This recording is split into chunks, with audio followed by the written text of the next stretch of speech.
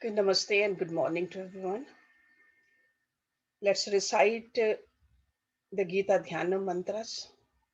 Om Parthaye Pratibodhitam Bhagavata Narayan Swayam Vyasen Grathitam Puran Munina Madhye Mahabharatam Advaitam Ritvarshinim Bhagavati Mashtadashadhyayane Am Tvam Anusandhami Bhagavad Gite Bhavdveshine Namo Astute Vyas Vishal Buddhe Full Arvind Ayat Patra Netar Yen Tavya Bharat Tail Purna Prajvalito Gyan Maya Pardeepaha प्रपन्न पारी जाताये तोत्र वेत्र एक पानये ज्ञान मुद्राये कृष्णाये गीता अमृत दुहे नमः सर्वोपनिषदो गावो दोगदा गोपाल नंदना पार्थो वत्सा सुधीर भोगता दुग्धम गीता अमृतम महत वसुदेव सुतम देवम कंस चानूर मर्दनम देवकी परमानंदम कृष्णम वंदे जगत गुरुम भीष्म द्रोण तटा जयद्रथ चला गांधार नीलोत्पला शल्य ग्राहवती कृपेन वहने कर्णेन वेला कुला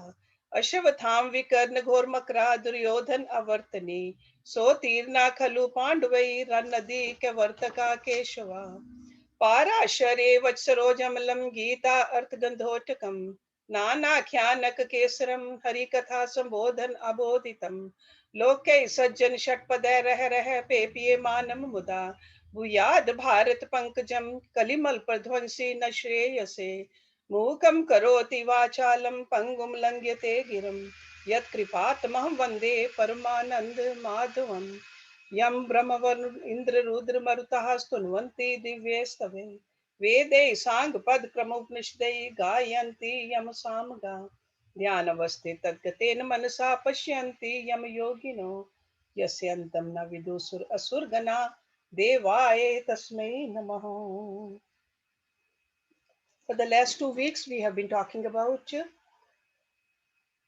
some historical facts about Mahabharata, and we talked about that Bhagavad Gita is part of Mahabharata, written by Rishi Vyasa. And we also talked about these mantras which we just recited. What are we trying to say with the help of these mantras? Thanking Lord Krishna, thanking Rishi Vyasa, thanking Bhagavad Gita itself, where we are finding the purpose of life. That's what Gita gives us. Gita tells us that purpose of our life is a self-realization for every human being. Some people say Bhagavad Gita is a philosophy, but it's more than just a mere philosophy. It really makes us ask prime questions like, who am I? From where have I come from? Why I have come? And where will I go? It makes us think. And it also gives us a systematic way of directly experiencing the truth of existence. And it tells us that after realizing your real self, you will know that the same self is everywhere else too. In the Vedic tradition, this kind of a knowledge is called Brahma Vidya instead of just a philosophy. Brahma Vidya. Because Brahma Vidya has a different connotation and a deeper meaning than the word philosophy conveys. It is very unique in its approach. The knowledge that leads a person to realize Brahma is Brahma Vidya. And that's what Gita is.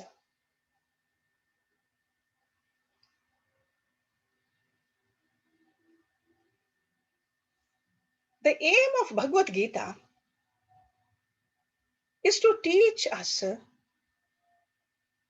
how to establish the equanimity in our internal life and in our activities in the external life. Equanimity. Bhagavad Gita helps us to develop tranquility within and also explains the art and science of doing actions skillfully and selflessly. Teachings of Bhagavad Gita help us to understand the distinction between the real self and the mere self. The mere self is needed in order to live here, but not forgetting the real self will be losing the chance in this beautiful human life. That's why Lord Krishna talks about the sadhana. Sadhana at the inner level is very important. And the sadhana inner level means sadhana of the mind. So Lord Krishna presents a philosophical foundation for understanding the purpose of life, the way to live harmoniously, and he offers us a very practical advice on living and coping in this world. Very systematic efforts, practices described, the means to organize the internal life, and how us human beings can attain a state where we know who we are. Because we know Atma cannot be known in the same way as we usually know something in the external world. Because Atma already exists. Because Atma is the source of all the knowledge. So that's why we need to learn how to know ourselves. So we learned about the historical background about Mahabharata.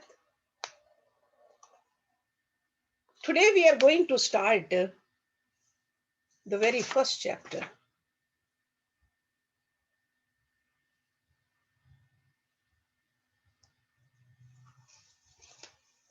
And the name of this chapter is Vishad Yoga. Vishad Yoga.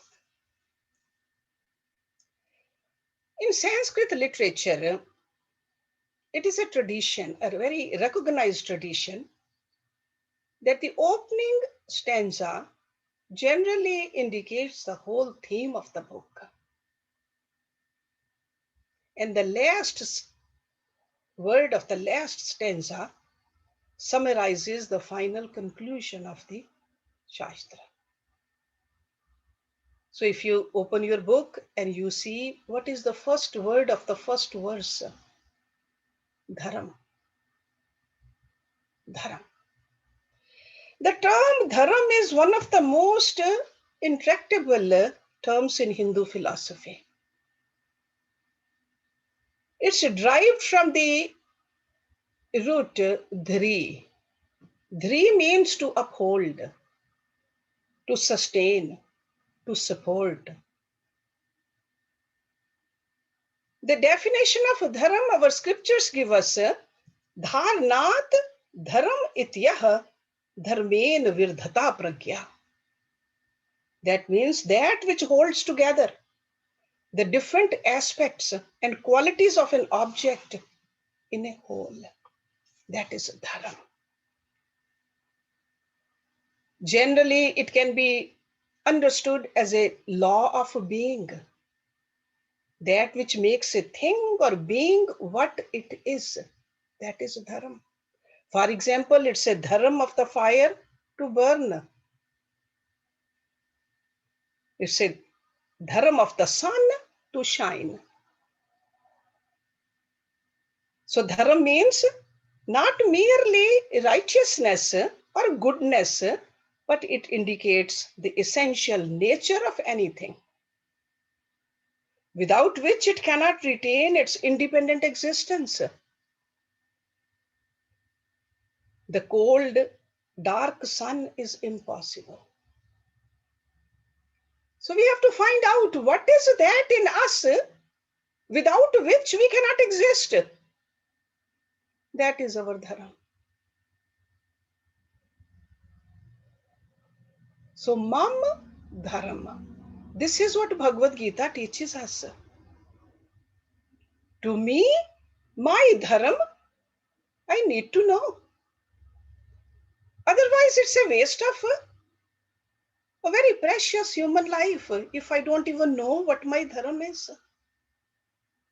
So while we are going through verse by verse, word by word of every verse also in Bhagavad Gita, keep on thinking, what is my dharma? Without which I cannot exist. And how I am going to know? Because that is the goal.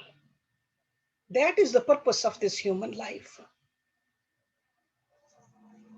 And we see that in Bhagavad Gita, there is a use of first person possessive noun. It's a divine song in 18 chapters, very subjectively described, lived and personally experienced by each student in his own life. That's why it's a first person possessive. It is for us. This is not something we just recite. It's not something we just put it on our altar. This is something we study and then live Gita's teachings. Then it becomes a Brahma Vidya for us. In the entire Gita, the only verse is spoken by blind king Dhritarashtra. All the rest of the 700 verses are Sanjay's report on what happened on the Kurukshetra, in the battlefield. Okay? Even though it says Krishna watch or Arjuna watch, but Sanjay, the charioteer, is the one who is narrating all that to the blind king. Keep that in mind. So let's look at the very first verse where the blind king, what is he saying? Dharma kshetre, kurukshetre, samveta yuyutsvaha, mamka pandavaschaiva, kim akurvat Sanjaya. Dharma kshetre, on the holy field. Dharma kshetra. Kurukshetra, that is the name of that place where the battle was being happened. At Kurukshetra. Samveta, assembled together. Yuyutsvaha, desirous to fight. Yuyutsvaha. Mamka, my people. Pandavaha, the son of Pandu. We learned these names last week. Two brothers, Dhritarashtra and Pandu. So Pandu's sons are Pandavas, Dhritarashtra's sons are Kauravas. Cha means and, Ev means also, Kim means what? Akurvat, did do. Sanjaya, O Sanjay. So Dhritarashtra is asking Sanjay, he says, what did the sons of Pandu and also my people do when, desirous to fight, they assembled together on the holy field of Kurukshetra, O Sanjay? So this blind king, certainly he is conscious of the injustices that he had done to his nephews, the Pandavas. He knew all. And he is asking Sanjay to explain to him what is happening on the battlefield. How Sanjay can see and hear? Because Rishi Vyas has given the power to Sanjay to see and hear far away. He could listen exactly what is happening, even though he was sitting in a palace in Hastinapur, far, far away, miles away. But all all those crimes which were perpetrated on Pandavas, Dhritarashtra knew. Looks like it was weighing heavy on his mind, on his heart. He knew that Kaurava's army was a lot bigger than the Pandavas' army. But still, he knew there was a big doubt in his mind about the outcome of the war. Otherwise, it was obvious that they have gathered there, they have assembled there with the sole purpose of fighting. Why even ask? It was very natural for them to fight. Why did he feel the need to ask? What did they do? And in the second line, where Dhritarashtra inquires as to what had happened on the battlefield by putting my people before Pandavas, he gave out a clear note of his greater love for his own children. As a guardian of Pandavas, because their father died, he was a caretaker of all 105, not just only 100 Kauravas. But clearly he says, his children and my children, his nephews. Now Sanjay is reporting to him. He says, Drishtvaha tu Panduvanikam Vyudam Duryodhana tada Acharyam Upsangamaya Raja Vachanam Abravit. Drishtva, having seen, tu means indeed. Panduvanikam, the army of Pandavas. Vyudam. Vyud is like a military formation. In battle, arrayed. Duryodhana, that is the eldest of the Kauravas, tada means then. Acharyam, the teacher. And who's the Acharya there? Dronacharya. He is the Acharya. He was the teacher of both Pandavas and the Kauravas. Upasangamaya, having approached Raja, the king, Vachanam, speech, Abravit, said.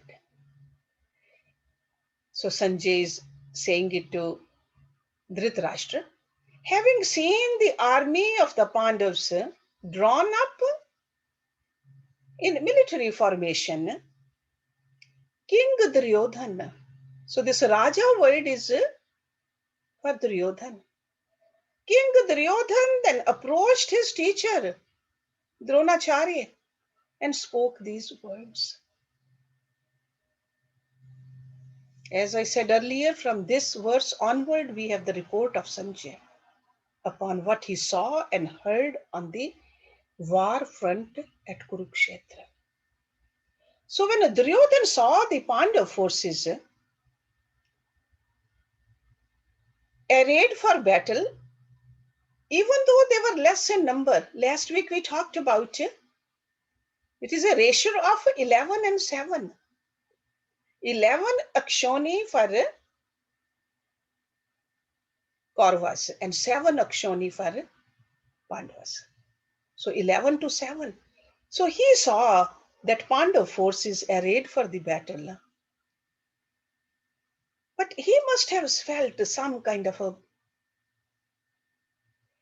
lack of confidence in his own mind. That's why he felt drained. And as a child, he ran to his teacher, just like a little kid will run to his parent in fright. So Duryodhana must have been unsettled in his mind, runs to his teacher. See, whenever our motives are impure, whenever our cause is unjust, no matter how well equipped we are, our mind will feel the restlessness and the agitation. That's what we see over here in Rishi Vyasa's words.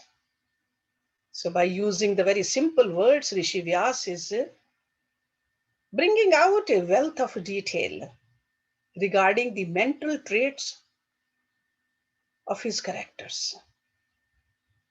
So Duryodhan approached his teacher,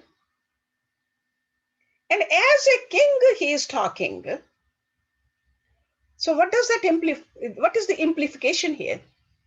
Implication over here is that although he was a disciple, but he ran to seek the protection of his teacher as a king. He is talking as a kingly vanity. Because otherwise, as a disciple, as a student, how do we talk to a teacher? There has to be modesty, reverence. And that was not in Duryodhan. He talked like a king. So the Duryodhan's move to approach his Guru Dronacharya revealed that he was fearful of the outcome of war. This is the message Rishi Vyas is giving it to us by putting this verse over here. Okay, so having seen the army of the Pandavas, because he saw it, he could have gone to Acharya Dronacharya earlier, and I'm sure he did. But over there in the middle, he is going there and approached. And what did he say? Let's see. So all these verses, 9 verses, spoken by Duryodhan to Dronacharya. So he says, Duryodhan is saying to Dronacharya, Pashye etam pandu putranam acharye mahitim chamum vyudam drupad putren tav shishyen dhimata. Pashye, behold, etam, this, Pandu putranam, the sons of the Pandu, his cousins, acharye, O teacher, mahatim, great, chamum, army, vyudam, arrayed, Drupad putren, by the son of Drupad, tav shishyen, by your disciple, dhimata, wise. So Duryodhan is saying, behold, O teacher, this mighty army of the sons of Pandu, arrayed by the son of Drupad, your wise disciple. So in a very taunting way, he's talking to his teacher. That shows Duryodhan's character.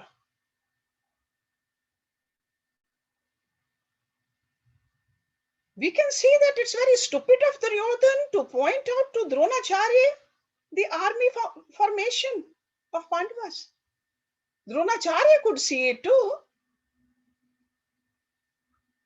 We'll see later on that Duryodhan is talking too much. And talking too much is a perfect symptom indicating the inward fears of anybody.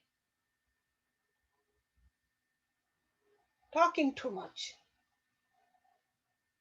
He is fearful of the final outcome of that war. He knew that he has a lot of people with him, a bigger army, lot more weapons, but still he is fearful because he knew he is unjust. When we have done something wrong, don't we know that? We know it. We can never fool ourselves. Duryodhan knew that. And this is a very instinctive taunt in Duryodhan's words to his aged teacher.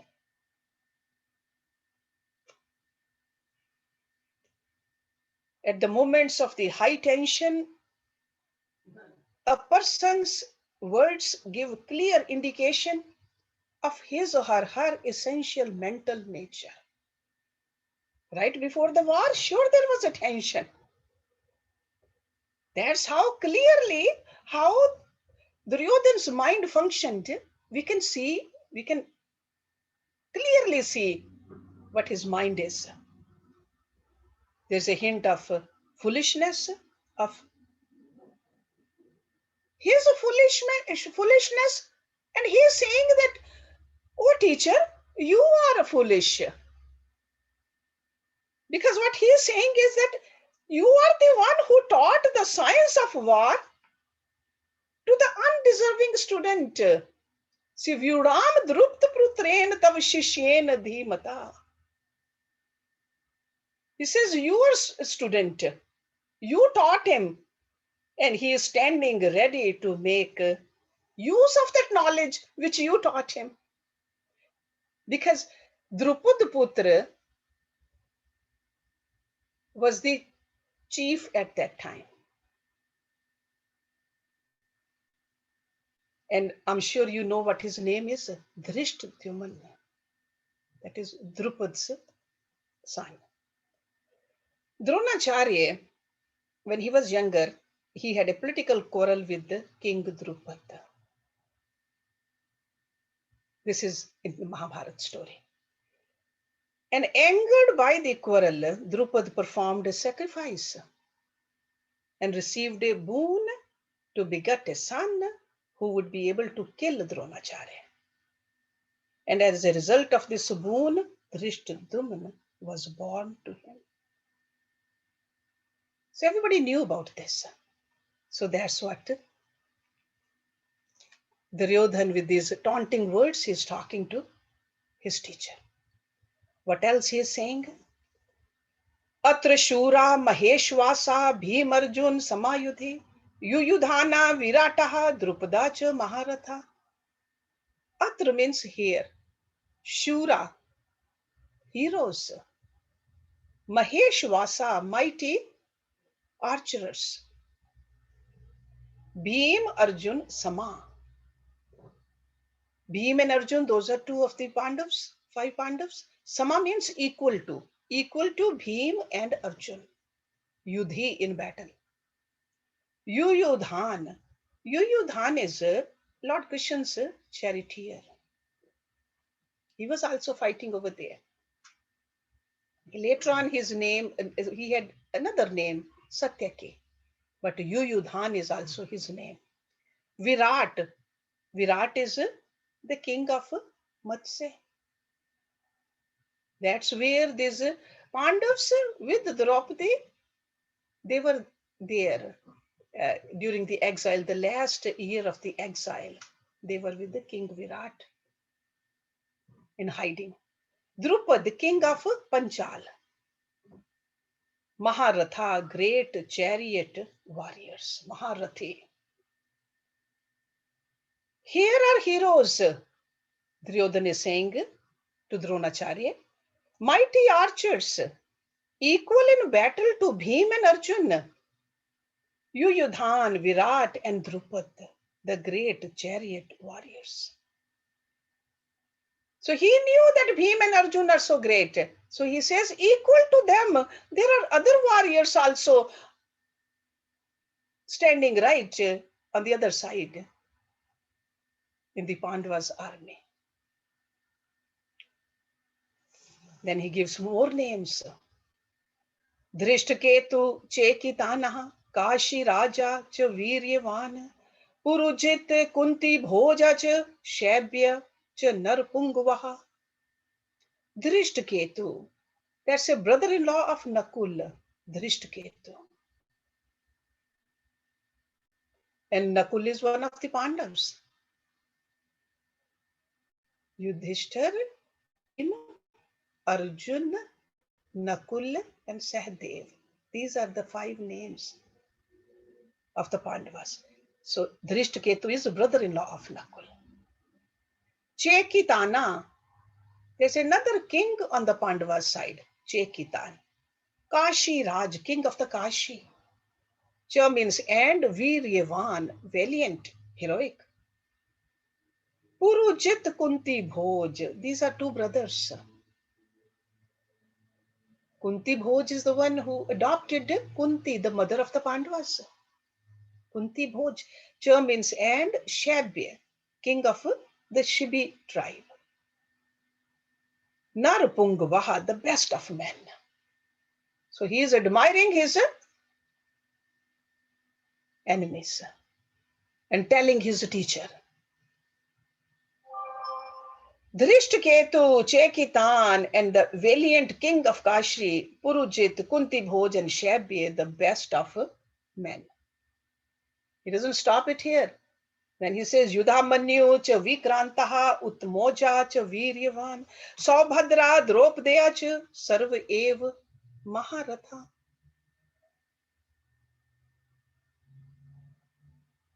Vikrant, the strong.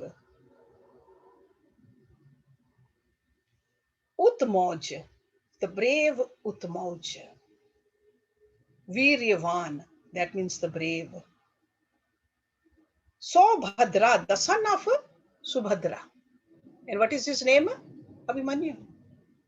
Okay. Subhadra is a sister of Lord Krishna who was married to Arjun. So this was Arjun's son. Draupadya, the sons of Draupadi. Draupadi had 5 sons from all 5 Pandavas. Cha means and, Sarv means all, Ev means indeed. Maharatha, the great chariot warriors. Each chariot warrior was commanding 11,000 mighty warriors. So that's like a battalion over there under all of them. So the strong Yudhamanyu and the brave Uttamauj, the son of Subhadra Abhimanyu, and the sons of Draupadi, all of them indeed great chariot warriors, like a divisional commanders.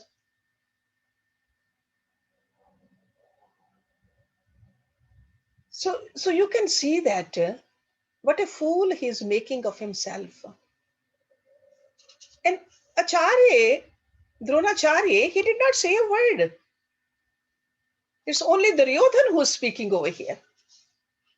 And he was quiet. And that's what happens when somebody talks like that. What a wise person do? Wise person just only listens. That's what Dronacharya did. Now in verse number 7, Asmakam tu vishishtaha ye tan nibodh dvij uttama nayaka mam sainyasya sangyartham tan bravimite. Asmakam, ours. Tu means also. Vishishta, the best, distinguished. Ye means who, tan means those. Nibodh, know. That means you should know. Like Acharya didn't know. Dvij Uttam, best among the twice born. Dvij Uttam. That word is used for Brahmins often. Dvij. Or anybody who is initiated by a guru. Dvij. Born twice. Born twice means first time we are born from the womb of our mother. From the darkness of the womb we come out. Then we get initiated. When we become a guru, we are fortunate enough to find a guru and we start studying. Then we are born again. Darkness of the ignorance we come out. Okay, so born twice. Naika, the leaders. Mam means my. Sanasya, of the army. Sangya artham, for information. Tan means them. Bravimi te. Bravimi means I speak. Te means to you. So Duryodhana is still talking. He says, no also. Oh, best among the twice born. Dvijottam. The names of those who are the most distinguished amongst ourselves. The leaders of my army. Mam Sanyasya. These I name to you for your information. Okay, so Duryodhan, just keep that in mind. Duryodhan is speaking to his Acharya. And he is addressing his teacher as the best among the twice born. And he is going to repeat some of the names of the distinguished heroes in his own army. It's almost like a weak person escapes from his own mental fears, going somewhere in the dark, whistling to himself to feel good about himself. So, this is what he's doing over here. Because he mentioned the combined strengths of the army, the enemy army, but now he wants to just, because teacher is not talking, he's not saying anything to console him, so he had to repeat some of his own warriors over there too. Okay, so but the Acharya, he remained silent. That's why Duryodhana is feeling kind of helpless over here. When we are not ourselves pure, we will project our own weaknesses and impurities on others who are working around us. And the wise people, they stay quiet, they just watch. Not so wise, they'll start to argue. So, this is what we have to learn from these. Because Bhagavad Gita is teaching us how to keep the tranquility. We live in this world. Everybody is not trying to grow. Everybody is not strong within. Everybody doesn't have a harmonious personality. How do we deal with it? So from Bhagavad Gita, we learn what to do and what not to do. We don't want to be like Duryodhana. But Dronacharya, the way he handled himself under this situation, he was wise. He was really Dvij. Then what does he say over there to Dronacharya? He says, Bhavan Bhishma cha Karna cha Kripa cha Smitanjya Ashavathama Vikarna cha Somdati Tatha Ev cha. Bhavan, yourself. He is telling Dronacharya that you are so great, yourself. Bhisham Pitama. Karan. Actually, Karan was the son of Kunti. So in that sense, he was the brother of Pandavas. But he was Duryodhana's friend. So he took the side of Kauravas. Kripacharya. He's a brother-in-law of Dronacharya. Samitenjya, victorious in war. Ashavathama, the son of Dronacharya. So his teacher's son. Vikaran is a younger brother of Duryodhana himself. Somdati, the son of Somdat. And Tatha means also, Ev means so, Cha means and. Yourself and Bhisham and Karan and also Kripa, the victorious in war, Ashavathama, Vikaran and also Bhurishur, the son of Somdat. Perhaps because of the cold silence of Dronacharya, so this tyrant Duryodhana immediately switches off the topic and he starts to enumerate some of the names from his own army. But if you look at the list, he mentions Dronacharya's name at the top of the list, even before the name of Bhisham Pitama. Bhisham Pitama was older also, more respected also, and he has the death in his own hand also. And again, it's interesting to note here that he qualifies Kripacharya, the brother-in-law of Dronacharya, with a rather higher sounding qualifications as the victorious in war. Kripacharya was not. He included Dronacharya's son Ashwathama, and he is exaggerating clearly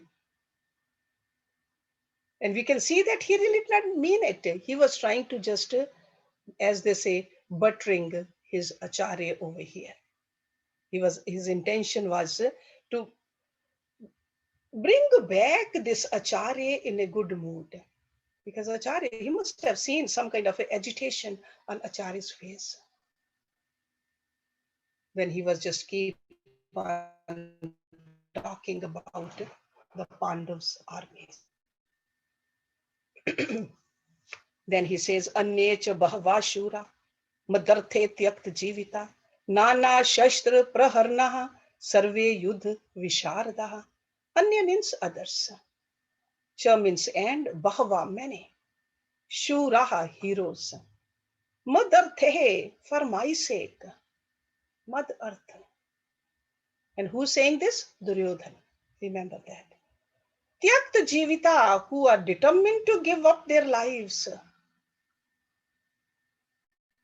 Nana shastra praharnaha, armed with various weapons and missiles. Sarve means all. Yudh visharda, skilled in battle. Well skilled in battle. And many other heroes also who are determined to give up their lives for my sake. See, this is the arrogance. My sake. Armed with various in battle.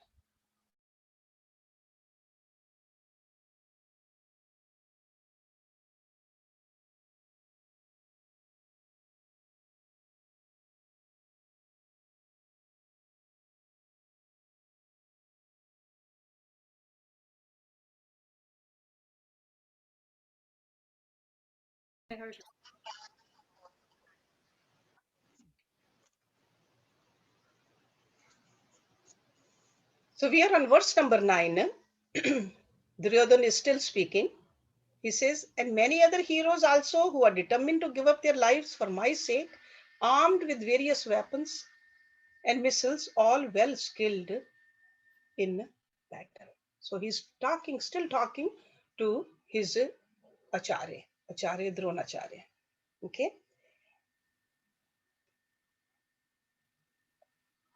We might wonder that why Duryodhan was so exhaustive and precise in his list of the Pandavas, but not so precise. He did not mention many warriors of the Kaurva side. Even when he counted the names, he repeated 4 minor names and ignoring some of the great personalities in the Kaurva's side. This shows his nervousness. And that's why he's just adding over here that he says, Nana Shastra Praharnaha. Anyecha Bahva. So that means there are innumerable other heroes also, and determined to lay down their lives for my sake. Tyakt Jivita. So he arrogates to himself, and he is just kind of giving honor to himself that such a vast array of heroes, they have come here to die for me, for my sake. It cannot be very difficult to estimate that how many of these great warriors would have thrown in themselves in that war if Bhisham Pitama wasn't there. It was for Bhisham Pitama's sake they were there, not for Duryodhan. But he thinks that it is for my sake. So this really shows Duryodhan's personality also. And at this point, right in the beginning, before the war starts, his state of mind also, how nervous he became, because he knew that he was unjust, he was so downright mean, evil person. Towards Pandavas, of course, but towards others also. That was his personality. When you are evil to everybody. When you are negative towards everybody. So this is what we see. And we're going to stop our class over here today. And if anybody has a question, we can talk about it. But let me do the Shanti part before we end this class. Om Purnamada Purnamidam Purnat Purnamudachyate Purnasya Purnamadaya Purnameva Vashishyate Om Shanti Shanti Shanti Om.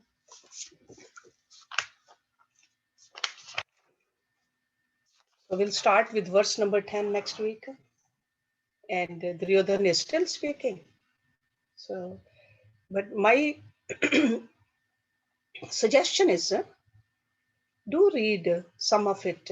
You all have Bhagavad Gita. The portion we just read and the portion which we are going to read next week. On the average, we go through about 9 to 10 verses every week because we want to just really dig into it. And we always give some time for the discussion also after I stop speaking. So anybody, any question?